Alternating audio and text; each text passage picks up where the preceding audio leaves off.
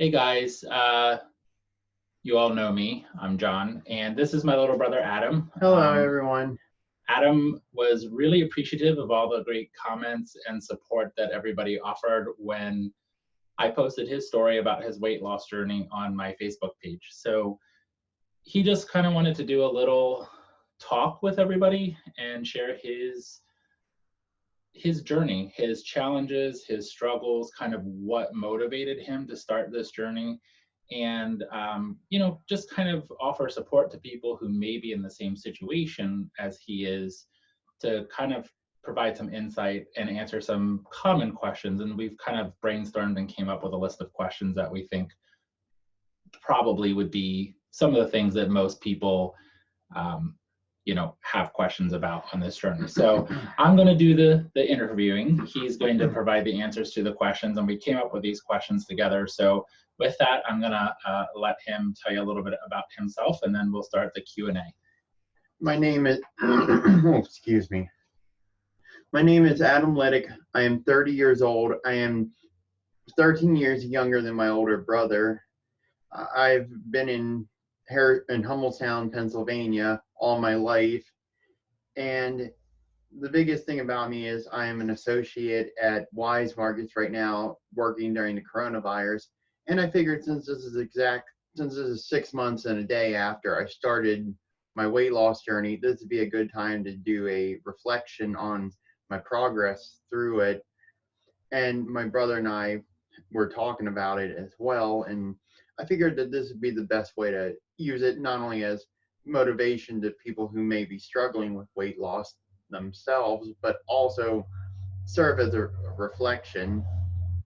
So one other thing I think Adam wouldn't mind me sharing with you all, because I shared it in my initial post, is Adam is diagnosed with Asperger's, and that in of itself brings a whole other host of challenges that definitely, I think, make his story a bit more unique, in that in addition to dealing with the struggles of weight, he's also had to overcome some of the obstacles that come along with being an Aspie, right? Right, or they keep changing the name of it. I mean, it was autism, then it was, and I think now it's Asperger's spectrum disorder. Right. And then I think the biggest thing also is a lot of people have a habit of, they don't really, you know what I'm saying? Like they have a tendency to assume that, if you're autistic, you're like, duh.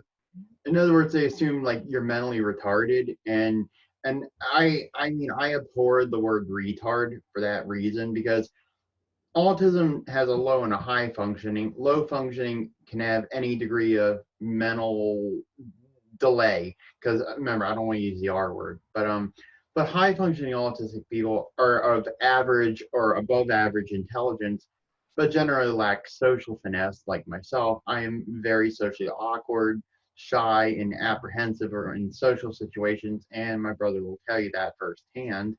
Yes, definitely. So, all right. So I think that's a nice introduction to kind of get us started with the questions. Do you agree? Mm-hmm. All right. So the very first question you kind of already answered a little bit, but when did you start this journey? I started this journey on November 8th, 2019, when I visited my doctor over in Elizabethtown. I had just turned 30 years old not too long before that, and I was always afraid to know my weight, because I was always self-conscious about it. I knew I was overweight. I didn't need it shoved down my throat all the time, and that's why my coping mechanism is avoidance. And when I'm basically backed into a corner, I tend to get very defensive. And our mom would attest to that. At any time she mentioned concern about my weight, I would get very defensive and argumentative and just not want to talk about it. But the doctor, he told me that I was over 300 pounds, and it was just really shocking, because I just that made me break down into tears. I couldn't believe I was over 300 pounds. And that was one of my biggest fears I had for a long time, because I thought my weight would stay under that, like 280, 290 pounds. But then seeing 300, and not to mention realizing I had gained 12 and a half pounds over 10 days. A span of 10 days. That's like 35 pounds a month on if I'd have kept going at that rate. And if that would have happened, I'd be like 500 pounds right now. And I wouldn't be sitting here with my brother talking about this. He'd probably be filming this from the ER room. So one of the questions that we didn't think of, but now that you've shared that sort of insight, is maybe talk a little bit about what your eating habits were briefly before you started this journey. Right. My eating habits were, to say the least, terrible. I was really big on potato chips, cupcakes, especially butterscotch crimpets. They were my the bane of my existence. I got a lot, and I mean a lot of fast food. My biggest and most popular order is I'd go to Burger King. I'd get 2 double cheeseburgers, a large fry, a 10-piece nugget with barbecue sauce, and a large root beer, which when I calculated the calories on that after the fact, it's like 2,000 calories for all that crap. Not to mention all the fat, all the sodium, and the main vice, which is why I got so big in the first place, all the fat. Not the fat, the sugar. I Right. already said fat. So yeah, and I think also, from knowing you and knowing what I know about sort of the Asperger spectrum, I think food is an issue for a lot of people on that spectrum, with textures, things like that, Right, texture. willingness to try new things, stuff like Yeah, that. that is especially the big problem. Right. Just trying new things. I'm very apprehensive about, and texture is a big one because I mean I like I was okay with bananas at one point, but then it's like they get slimy real quick, and it's like once it's like that, it's just like eh. Yeah. So again, the next question that we had thought about, you already sort of addressed a little bit, but kind of what was your initial motivation, and really what prompted you to suddenly decide that I really need to make a change in my life? This was definitely not a direct cause and effect. There are multiple factors that went into it. Like, for example, is the realization that I turned 30 and, I kind of squandered my 20s. And now that I'm 30, I need to start manning up and being more of an adult. That and the shock of being over 300 pounds made me, and the fact my health problems were getting worse and worse, such as my fatigue, all the pain I was dealing with, and the fact that the doctor flat out told me a lot of the issues I was having with skin, like I was having like rashes and stuff on my skin, and I had cellulitis a few times, were a result of my weight. Yeah, and I can say, I know at times when we would go places, you would get winded pretty quickly walking just even on a flat terrain. So, that was something that even I noticed when I was around you, or we would go places Yeah, previously. and my mother and our mom would also mention that I would be that I would breathe very heavily too. Yeah, and But then something else to mention that was a concern for us is Adam and I have different fathers, biological fathers, and in his father's side of the family, diabetes is an issue, and right, that's a concern as well that mom was concerned about. And I would like to say, I know it probably seemed like mom was harping on you quite a bit, but more than anything, she was just concerned about him getting sick and dying prematurely. Um, and that was her biggest issue with trying to get Adam to sort of change change your eating habits trying and to stuff. motivate me. Yeah, yeah, Well, right, and it's just sometimes I don't understand our mom's love. It's like I was like, oh, it's picking on me, right. and it was, and she knew it was a sensitive subject, but it's just at the time I just didn't want to hear it, and I think also part of it, and you might agree with this, Johnny, that I think it was also partially denial. Hey, Well, hide. sure. He wants to be part of the action. Yeah. Yeah, so definitely, sure. I think it's hard to face things that are wrong with ourselves. I think that's human nature in general, Mm-hmm.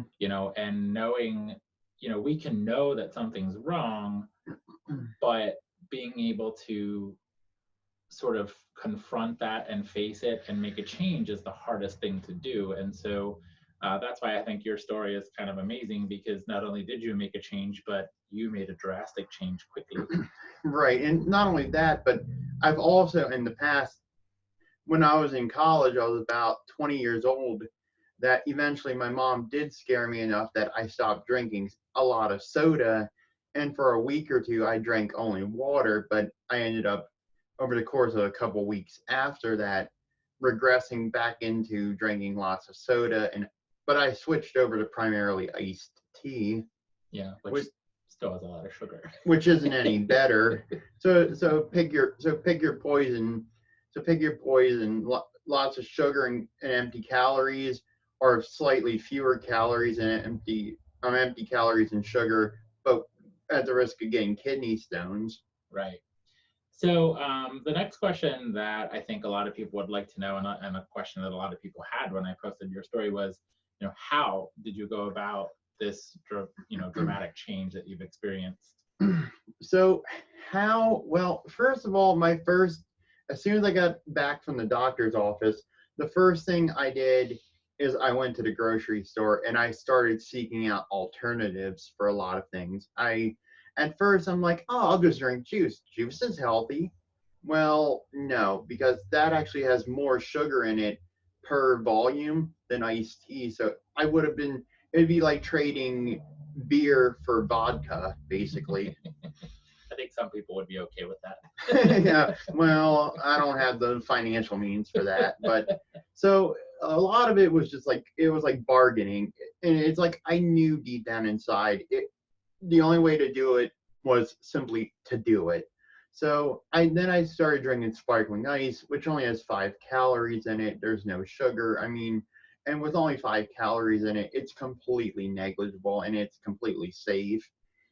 But one thing, I did go for a lot of like low sugar or no sugar items, or either it would say no sugar added or it would say like sugar free. But one huge thing of caution with sugar free stuff, avoid aspartame at all costs.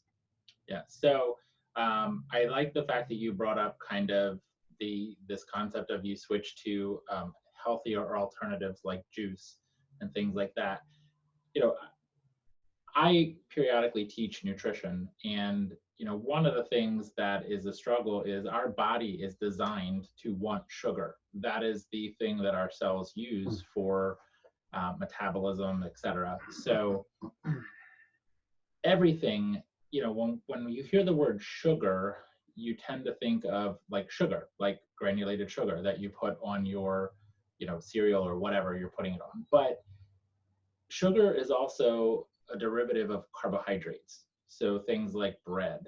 And when you eat bread and a lot of bread products, your body breaks that down into glucose.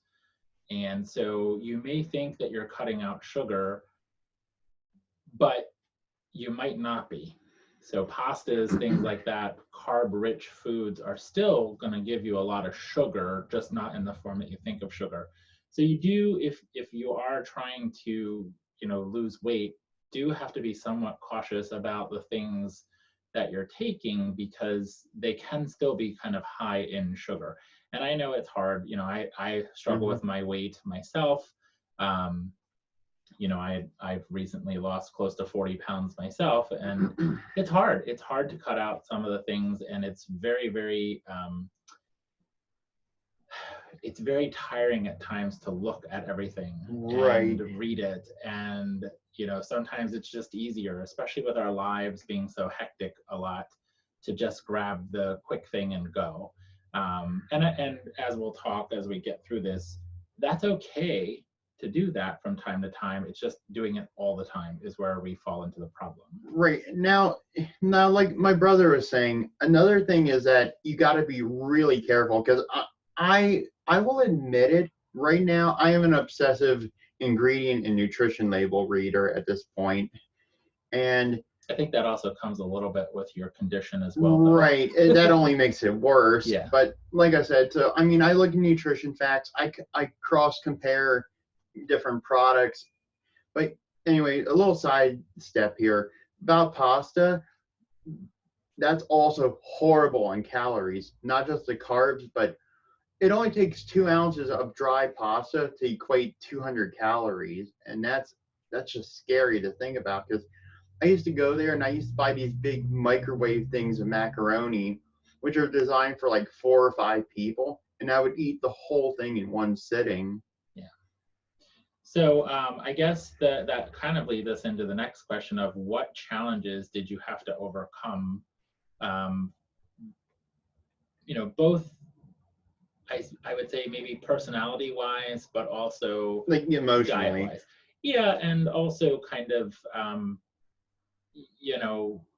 getting out of that old routine, I guess. Okay, so I will admit it. The start was definitely the hardest part because because I actually calculated how much sugar I was taking in per day, and just like sugar, not like the carbohydrates that break down into sugar. And I estimated first of all, 50 grams of sugar is what they consider a daily value of sugar based on a 2,000 calorie diet. I was having 10 times that amount a day per average, meaning in one month I was consuming. I mean, sorry, let me start over. I mean, in 3 days I was consuming a month's worth of sugar. So in one month I was consuming 10 months worth of sugar, and that was just way too much. But like he said, and with people craving sugar, I love the sweet taste. So early on, like I said, the first thing I did is I'd wake up and I would have a small glass of iced tea that I still had, but no more throughout the day, just to kind of wean myself off the sugar. But then the problem with that is that I then had sugar and caffeine withdrawal symptoms, and it felt like this is what my head felt like. It felt like my head was throbbing and I felt sick because my body was like, give me sugar. And that wasn't happening anymore. And another thing, like I said, I ate a ton of fast food, and I still eat fast food fairly frequently, but there's one big catch is that I eat far, far less. And the biggest thing is I try to monitor, like, again, the calories, and I'm an obsessive calorie counter now as a result. But I think the story that would probably signify one of the bigger challenges, especially at the start, was a few days into the diet. Actually, I prefer the term lifestyle change because diet just doesn't sound right to me. I think that's a good way of putting it. Well, because I mean, I had a therapist that said, don't think of it as a diet, but think of it as a lifestyle change. I think that helps because in general, I think when we think of the word diet, it brings a negative connotation with it. Right. It's like, oh my God, I need to starve myself. I can't eat anything anymore. But so, like I said, a few nights into actually starting this lifestyle change, what ended up happening is I was coming home from work because I was off the next day and I wanted to grab some more juice, well, not juices.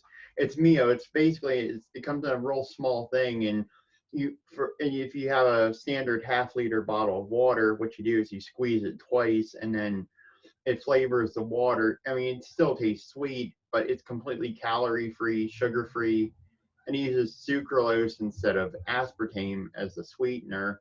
So it's just like drinking regular juice, just without all the negative stuff.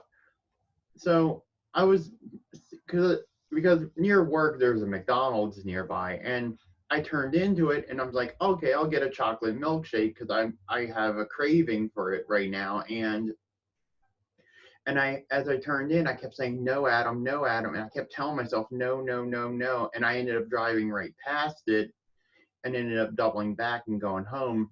By the time I got home, I had a complete emotional breakdown because I wanted it so bad, but I knew I couldn't for the sake of my health. And I'm glad I had enough willpower, or maybe stubbornness, I don't know. But I found out that'd been like 850 calories if I had consumed that milkshake, which is devastating. on top of all the fat, saturated fat, and especially sugar that thing would have definitely had. But then I think as the physical side was also challenging because one second. Yeah. Gotta catch my breath. Anyway, so when I was walking originally, my doctor told me he wanted me to try walking, I believe he said 120 to 150 minutes a day. So, like my brother said in the motivational story, or inspirational story, I'm sorry, he said that there's a trail near where I live, and I take that trail almost every single day. And I mean, maybe I'm a little obsessed with it now, but when I started, I could barely do the shorter of the two trails. So this trail total is what, about 3 miles? If you go The down, whole thing. right, if you go down towards the left, it takes you to a 0.4 mile loop. And if you go down the other direction, it's a 0.8 mile loop that opens up into a large field. Yeah. And then they have a big, like, macadam path around it. But like I said, now what I do is if I take the trail, I'll actually do both trails twice. I'll usually do the long trail, then the short, then the long and the short again. And then, or I'll walk into Hummelstown itself and I'll just go on a little adventure there. And now I'm pushing myself to do at least 2 hours a day on top of work, which some people think is a little excessive, but to me, I just think it's pushing myself further and trying to get to the point where I can do more. So I think the biggest challenge also is just not trying to go insane from calorie counting, because I've gotten into a lot of arguments with our father over it, because I'm telling him, oh, I can't eat that. That's too high in calories, or it's too much sugar or too much fat or whatever. And in fact, my brother can attest to it. I actually came over one day to vent about it because I felt like our father was being insensitive about my weight loss goals. I think the biggest issue that he was concerned about is that you were overdoing it a little bit. And it was, I think, more of a out of concern that you were potentially maybe going to hurt yourself by being so obsessed about it more than anything. And so it did lead to some disagreements. That's putting it politely. But I think the thing is, though, it's because I was watching a lot of my 600-pound life, and there's a lot of enablers in that, because these people are, 600 plus pounds, and some of them are even bedridden to the point where, like, I mean, I'd have to have him bring me in food, or my parents bring me in food, and knowing our parents, they just let me starve to death if I ever got that big, because they wouldn't be bringing me food at all. If anything, they'd bring me a salad or something. But no, I think the thing is, I'll admit, I think I have pushed myself a bit harder than I should have, but I did it out of necessity, because my biggest fear was falling back into old habits or making excuses that would, lead on a slippery slope back to said bad habits. So, we talked about that day that you wanted your milkshake, and one of the things that I think you and I talked about very early on was, I'm a firm believer that when you're doing this, you can't give up everything that you enjoy, because then it's harder to stick with it, and Right. So I guess my next question would be, have you completely given up the junk food? And you kind of already answered this, that you do still get the fast food and stuff, but how do you deal with that kind of stuff? Okay, so I haven't really given up much of anything. In fact, I've given up obviously like cupcakes, cakes, donuts, stuff like that. But most things I've just used like a like lower calorie, lower fat, and especially like no sugar added or sugar-free alternatives. Like, for example, with the Wise Market stuff, I actually now get ice cream that has no sugar added in it. It's low in fat, it's low in calories, and it only has like 3 to 5 grams of sugar per half cup serving versus like 20 plus grams of sugar per half cup otherwise. So I never really, I mean, in some of the less healthy stuff, I do still eat. Like he mentioned, I made an app wheel, and there's I forget the name of the site, but you can make a spinner wheel. You can put your own things on it. And originally, I used to spin that, and I'd buy a big like 18 pack. Is there a special name for that? No. Yeah, it'd be like an 18 pack of like Utz products, for example. And instead of picking one to eat for the day, I would spin the app wheel and it would pick it for me. And I would have one of them, sometimes two a day. But some days I wouldn't eat any of them. And I've also would occasionally have like a 5 or 1 bar, which is also pretty good too. Just don't eat them, don't make a meal out of them. Eat like maybe just one of them every now and then. Because if you overdo like things like that, you're just gonna start getting used to it, and like I said, there's the risk of regression. But with fast food, I do want to bring up one huge point. So I counted the calories of what I used to order, and it was, like I said, over 1,000 calories, sometimes 1,500 calories, and even like 2,000 plus calories for one order. And like now, and honestly, I'm not sure how I came up with this, Johnny, but when I came up with how much food to get from a fast food restaurant, I settled on a fairly arbitrary number, 600. So I generally limit to 600 calories if I get fast food. Sometimes I go a little over, but I try to keep it under 700 absolutely. So for 600 calories, that's like going to McDonald's and ordering a McDouble with a small fry, no ketchup, because that's got a good bit of sugar in it too. Or going to, say, Taco Bell and getting one chicken quesadilla, although there's going to be a lot of fat and especially sodium in that. So basically, if you want to think of what 600 calories is, it's getting like a double cheeseburger at like Burger King, McDonald's, Wendy's, and then a small order of fries to go with it.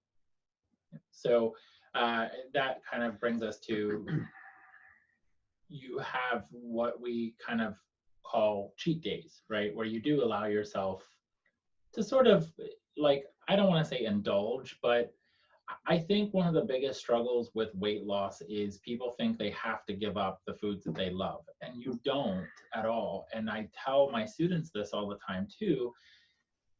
Everything is bad if it's in too much amount, right? And Right. so you can still have, a milkshake, but maybe get a small milkshake without whipped cream and stuff like that on it. You just can't do it every day, three times a day, right? And I think that is one of the things that even I initially, when I was going through my weight loss experience, struggled with, is I thought, oh, I have to give up everything. I just have to quit all that stuff. Yeah, that was me. But I think when you come to the realization that you certainly don't have to give up stuff, you can't eat it as much, right? You have to ration it. And I share this story with my students. I don't buy ice cream sandwiches because I have no self-control. And, I tell them the story. At one time I bought a box of ice cream sandwiches. I ate an ice cream sandwich and I was like, that was really good. I'm going to eat another one. 5 minutes later, right?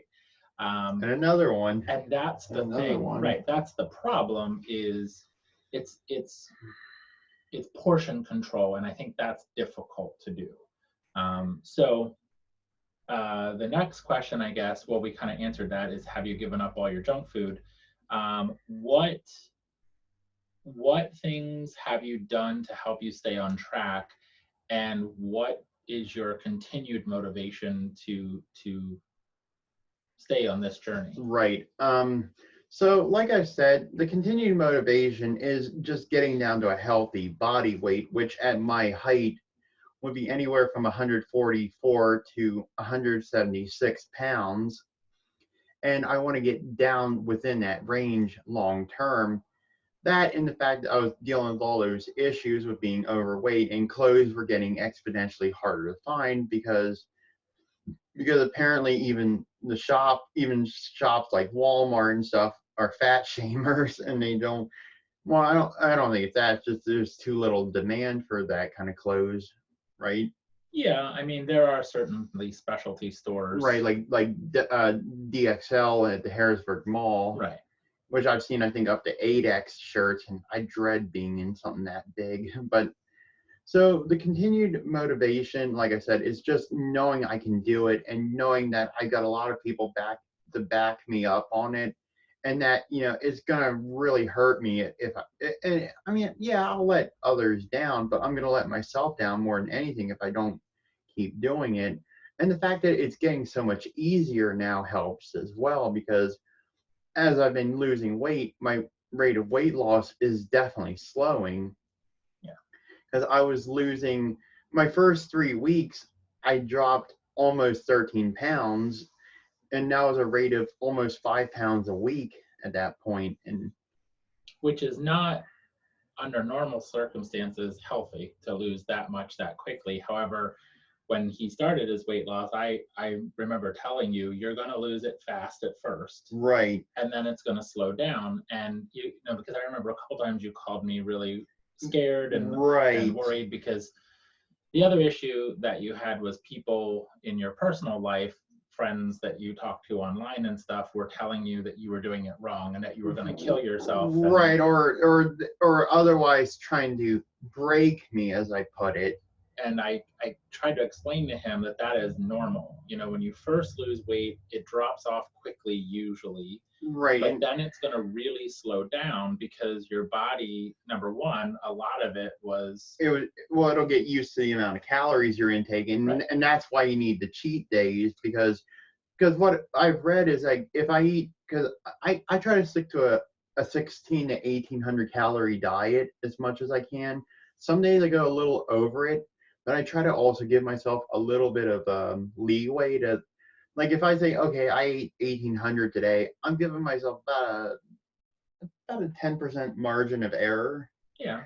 But now on the cheat days, because what happens is the cheat days are necessary, because if you don't do them, your body gets used to the decreased amount of food, and then you plateau a lot faster. Yeah. So with my cheat days, I usually pick Friday or Saturday to do them because they're convenient. And I'll eat, like, for example, 2 slices of pizza is, like, if you get a large pizza, 2 slices of pizza is about 600 calories. So I might have a third slice. Yeah. Or I might, like I said, I might eat a very rare donut or something.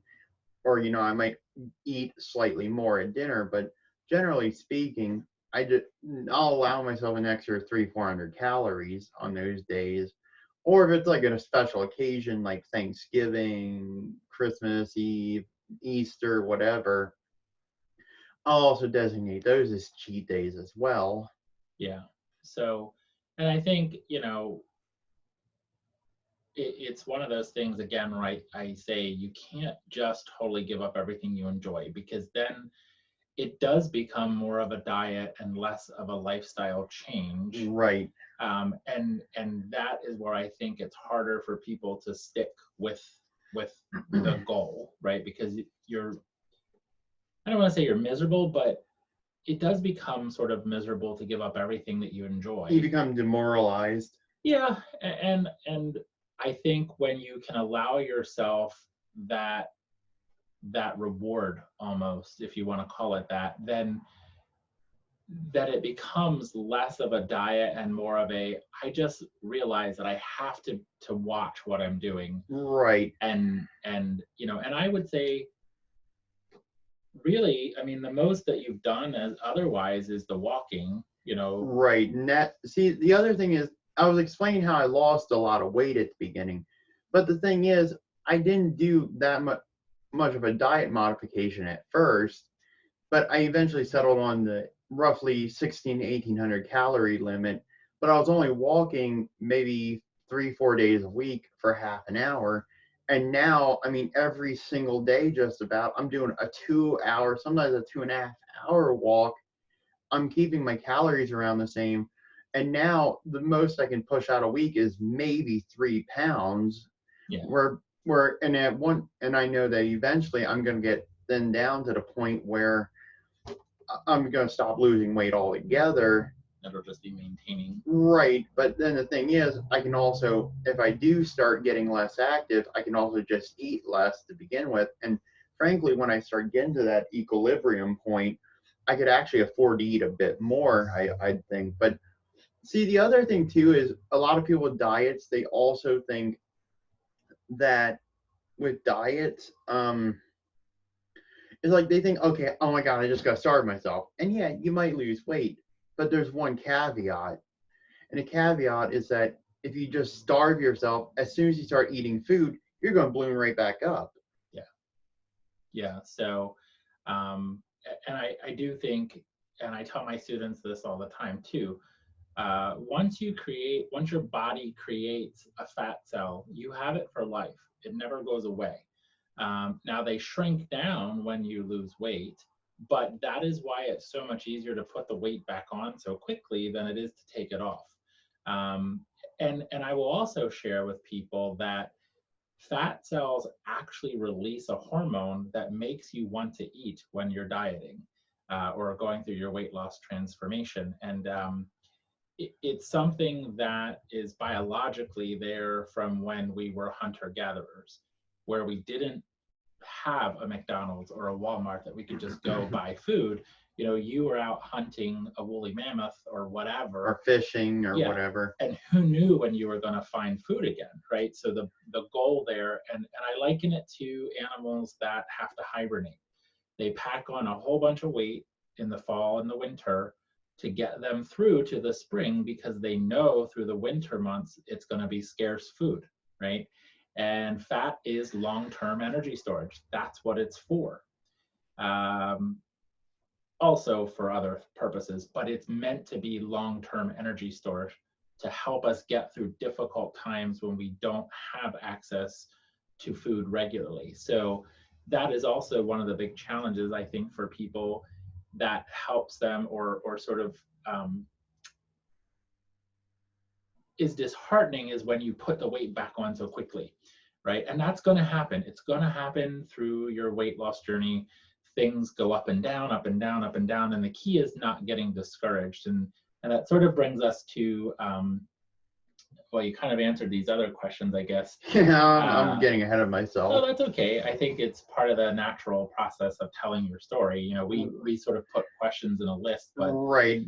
Doesn't mean that information is going to come in that order. So I guess the final question really is, you know, what advice would you give to others who want to start this journey, and you know, what kind of tips could you give them? And I know you've already given quite a few throughout this. Right. I think the biggest thing is stay consistent. You need to stay consistent with a diet and a workout plan. I mean, and that's what I've done. In fact, like I said, my brother will probably agree that I have been a little too stringent on it, like to the point of even like potentially going down the opposite way as intended. So I would drive myself so crazy over it. I think you've gotten better now. I think it was when you first started, there was that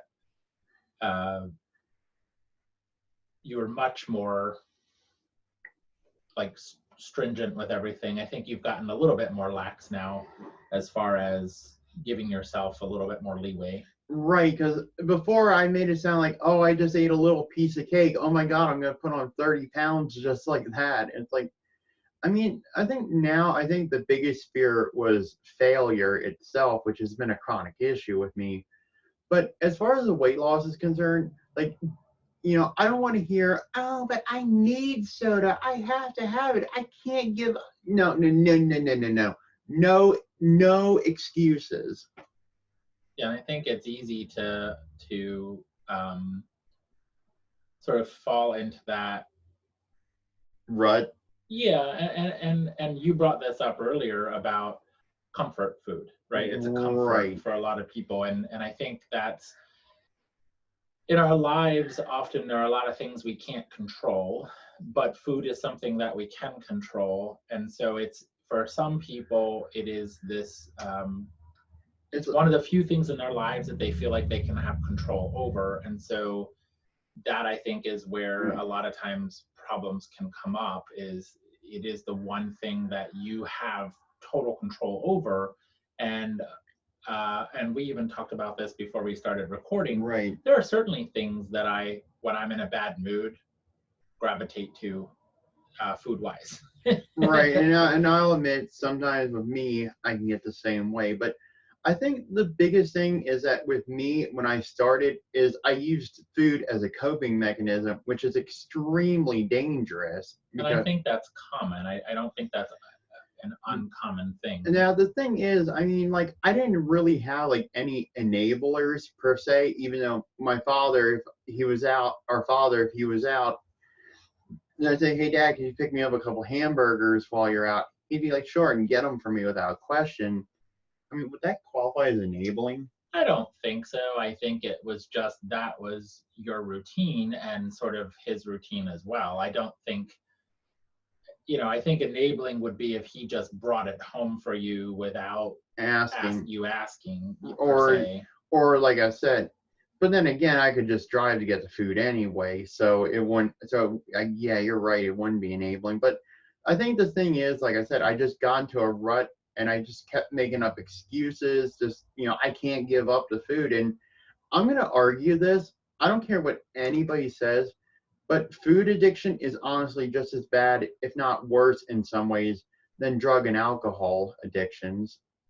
Well, yeah, I think it is. I mean, it is. It's a different sort of issue. All of those addictions have health components to them, right? It's just slightly different.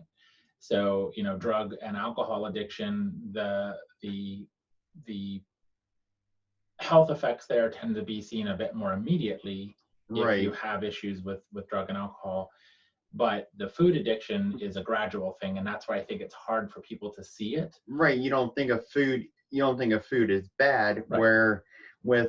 But not only that, just weight in general, the more weight your body's carrying, the more overall health effects that you're going to experience. Right. And I started experiencing things like I was having cellulitis, all these rashes, a lot of pain.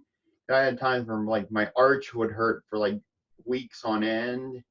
And again, with the whole food addiction thing, like, I guess going back to the advice segue, water is your best friend.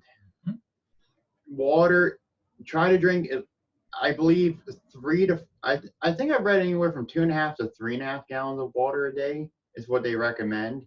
Like, basically, one thing you can tell how hydrated you are is the color of your urine. If it's like a really deep yellow, you're dehydrated. And if it's like, but you don't want it 100% clear, because then that means all your electrolytes are flushed out of your system, and that's no good either. Yeah. Plus, you can also die from what's called like water intoxication. Yeah, that's a real thing too. Yeah, I know. That's scary. It is. That's what I say. I tell my students all the time, everything is dangerous in the wrong amount. Like, you can die from drinking too much water. It is possible. As you said, it basically dilutes your body too much, and that becomes problematic. So it's all about moderation, Exactly, and control. And yeah. Like I said, going back to the consistency point, like, I mean, like, you've set a goal, like, try to set a time aside that, okay, 3 o'clock this afternoon, I'm going to take an hour-long walk on the nature trail. I mean, and you don't have to do it every day. I mean, but try to, like, I'm trying to think the best way to describe this. Like, set a schedule or a routine. Right, get into a routine, and like I said, you got to stay consistent, stay focused, and don't do like me and get all crazy just because you miss one day of walking. Yeah. But I mean, like I said, above all, it's just the willpower, and and also I guess I want to segue into this because this is a more serious discussion, but like, I mean, there is no magic fix for obesity. I mean, you might think, okay, I'll just get a gastric bypass done and all my problems will be solved. Well, no, because a gastric bypass will limit how much food your stomach can hold. but that's not going to stop you from saying, oh my God, I got to eat, 5,000 calories a day or however much you were eating. So in other words, go into it with realistic expectations. Sure. You don't want to go into it like, okay, I'm going to drop 100 pounds in 2 months, because that's not only completely unrealistic, but that's going to, like my brother was saying, you're going to end up failing because you're going to get demotivated and just fall back in old habits. I mean, I'm surprised I'm up to a total of 90 pounds lost since I started half a year ago. And I didn't even think I was going to get that far. I thought within a couple of weeks, I was going to go right back to overeating, and I'd be sitting here 350 pounds right now, if not heavier. But I did it. And I honestly would like to thank mom, dad, of course, my older brother, and everybody else, friends and family, coworkers, that have really helped push me through to keep doing this and keep pushing myself to new limits and new heights. Because I know at this rate, and my doctor's really going to be shocked next time he sees me in person because of, COVID-19. But I think he's going to be really amazed at how much I shrunk down. And if I knew it was going to be this easy, I would have done it years ago. But I just didn't have the motivation. And I think just realizing how bad things were getting really was the biggest motivator by far. And the fact that I'm 30, I need to start being more of an adult and more independent, because I want to get housing one of these days. And how am I going to live in a house if I'm so big I can hardly move? So it's basically a maturity thing too. I think too, I just want to reiterate, 90 pounds in 6 months, right? That's amazing. And I think one of the other big things with weight loss is you have to have people in your life who support you. Right. And you gotta, and if you have enablers, get away from them, because all they're gonna do is drag you down in the end. You just gotta know to say no. Like, hey, you want some alcohol? No thanks. Yeah. And so I think that's a big thing, and we're all proud of you for sure. I mean, I'm amazed at his transformation and I'm a little envious of your ability to stick with it so religiously almost. I'm guilty. I struggle sometimes with my own weight loss, and my weight fluctuates up and down and it's funny because I know what I need to do, and for me sometimes the motivation is the hard part. Right. And so I definitely am proud of the fact that you've been able to stick with it, and also watching how you've sort of I guess matured is a good way of saying it. You've gone through this, and you've had your ups and downs, your sort of freak out moments, for lack of a better term. Yeah, I'm guilty. But I'm also amazed at how much you've gotten into the reading about it, the understanding the calories, the understanding what a food label means. And I think that's the part where people struggle the most too, because you just don't understand always. That's not something that we are really trained on. And I do think that in some respects now changes are being made in our everyday life, like restaurants are putting calorie values on the menu. Or you can just go online and look up the nutrition facts for every item on a menu. And there are apps out there that can help. There's one that I use called MyFitnessPal that you can log your food for the day. It has you put in your weight, your age, your height, and what your weight loss goals are. And it helps you sort of stick with your goals. And I know when I first started my weight loss journey, I would go to not McDonald's, Bob Evans occasionally, and I would order one of their breakfasts. And I never really thought much about it. And when I started using that app, that breakfast alone, if I ate the entire thing, was 1,200 calories just for breakfast. Oof. And then, thinking about the fact that for me, 1,800 calories is about what I should be taking in a day. Well, I just ate what, more than 2/3. Yeah, pretty much. And well, about 2/3 of my right. my daily intake You don't just in one meal. You don't have any time for lunch, any space for lunch or dinner. Well, lunch would be a leaf of lettuce, and then, and so that's where I think it gets sandwich. hard, is it's hard for all of us. But I do think you sharing your story is really good. I hope people find it motivational. I hope people can get something from this. And obviously, neither one of us are nutritionists. Neither one of us, right. I teach nutrition, but I'm certainly not a nutritionist. I have an understanding of it. He's just a college professor. But, I think sharing a personal experience and talking through what you've done, the changes you've made, definitely right. can be motivation for somebody else. And I do want to say, if people have more questions, you can certainly reach out to me. Or I think what I'll do, I was thinking about this as we were doing this, is I'll put this on YouTube. Yeah. And then that way you can also respond to comments and right. stuff if people have questions and things like that. Right. Don't hesitate to reach out to us. Right. I'll be happy to answer any concerns. Oh, and I just thought about another tip, Johnny. Mm-hmm. If you're eating a lot of meat, do yourself a huge favor, get turkey meat. Turkey has much less fat in it, produces much less grease, and it's just healthier overall. Also, if you're told to cut out carbs, consider making like a turkey burger, but eat it without the bun. Yeah. So, yeah. Anything else you want to add before we sign off? Thank you, everybody. And I just still can't believe I did it. Not to mention this because I was thoroughly convinced this whole time this was never going to happen, and I wouldn't be sitting here right now, 6 months later, right on 200 pounds as doorstep. I mean, right now, I'm only around 10 pounds away from cutting the 200 barrier. Yeah, and that's amazing and I'll repost the before and after pictures, of to show people kind of the dramatic change, right? That definitely you've undergone. So, yeah, I think that's everything, right? Yep.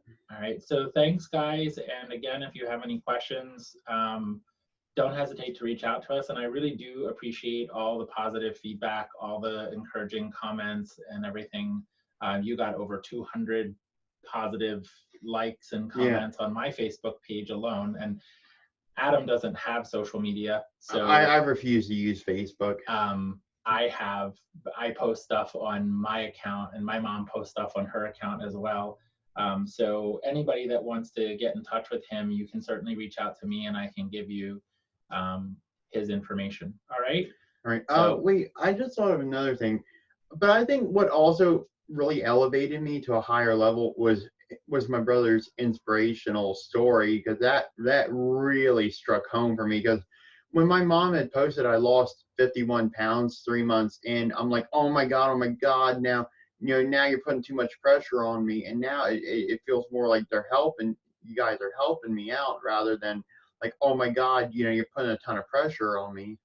Yeah, and I think it's good to, I think it helps to get that feedback. I think it helps us mentally, whenever we're on any kind of journey, to get positive feedback, because it does kind of push you a little bit, and it also helps to motivate and encourage you to show that people recognize your hard work, and